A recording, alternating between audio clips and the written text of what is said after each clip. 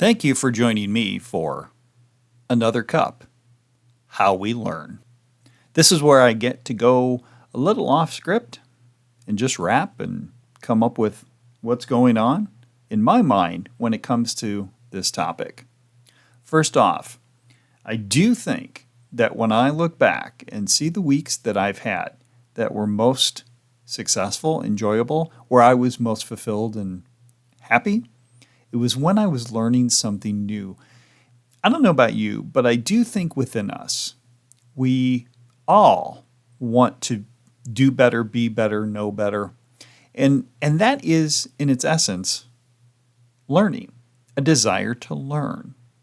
Because the way we can get there is by doing something differently. And how do we do something differently? By learning what might be a better way.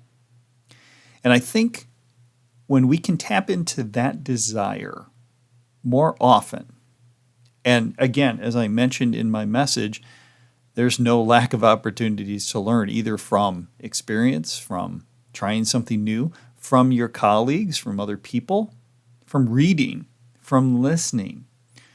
These are all opportunities that allow us to be better. Now, sometimes when we are trying to learn something new, we will imitate or mimic someone else.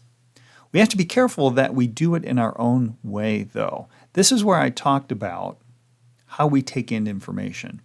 As we are learning, we don't simply want to repeat what someone else has done or said or we heard.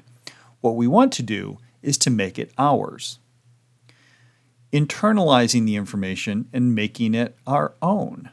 That's also the key to learning because, as I mentioned at the end of my message, the best way that I've ever learned is when someone told me, I want you to teach this to someone else. This is step 5 in the curve to mastery. You don't have to be perfect in order to know something, nor do you need to be perfect at something to be able to teach someone else. But it is an accelerated way to think about learning new things.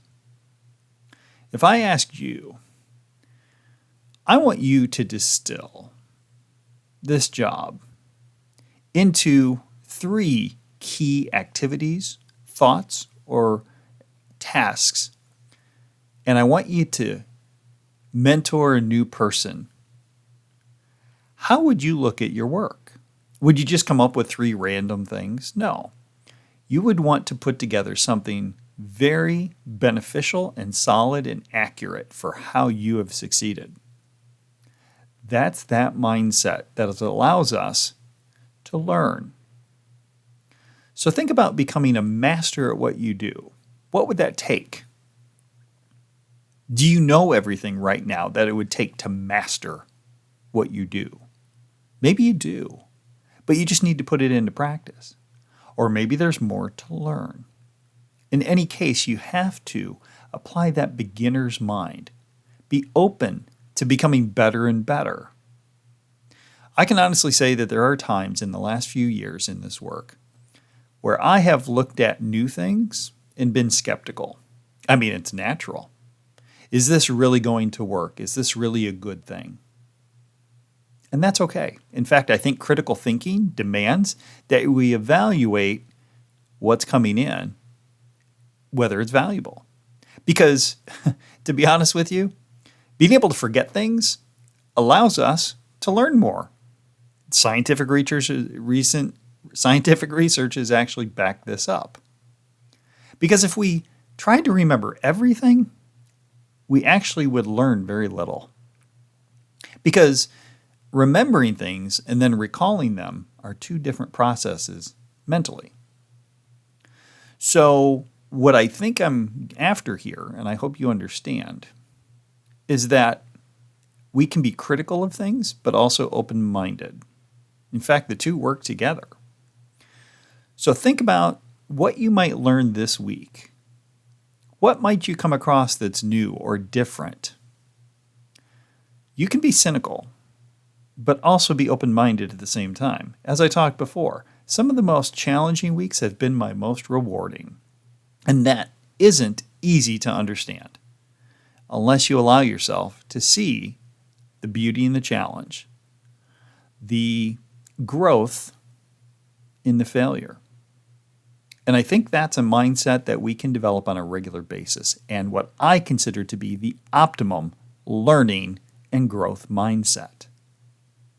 So, think about this week, instead of how can I perform better, think more with a growth mindset and a learning mindset and a beginner's mindset. What can I learn this week? How much can I learn that will make me better? Imagine doing that every week. There'll be upcoming messages about this. And if you haven't, there's a Friday message that I started doing, and I'm going to be starting up again, about the lessons we learn each week. But for now, learn as much as you can. Be open.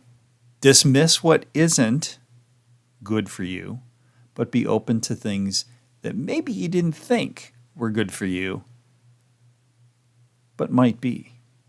Give it a little more time. Give it a little more thought. And I love all of us operating with this curve to mastery mindset and helping others to get better too. Because when you do that, everything you learn becomes more important to you as well. Thanks for joining me for another cup.